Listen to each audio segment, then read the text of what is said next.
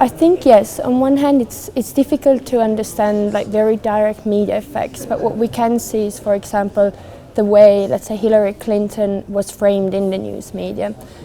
She was not framed as an experienced candidate, which is kind of like a positive trait associated with politicians, but rather as part of the establishment, the corrupt establishment.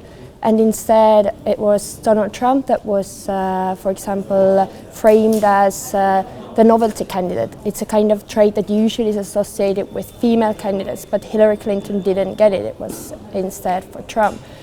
And the other thing, for example, also in terms of media effects, we talk about priming. And in this sense, we saw what the media contributed to, and Trump's campaign very strongly wanted to do, was to make sure that voters evaluate candidates based on, for example, Clinton in relation to her email accounts.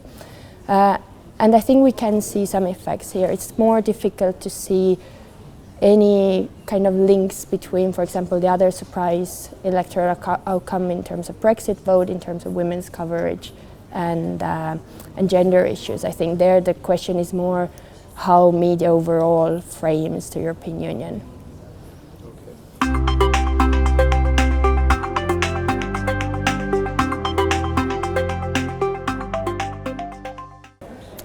I think it could, because and it doesn't only affect the women in that current race in terms of their electoral success probability, but also the future women in politics too, and that in three different levels. On one hand, it can influence women's decision to run for office. If they know that the media coverage, they get less media coverage, it's more gender biased, they might not decide to run for office. On the other hand, it can also influence how party gatekeepers choose the candidates to put on the ballot.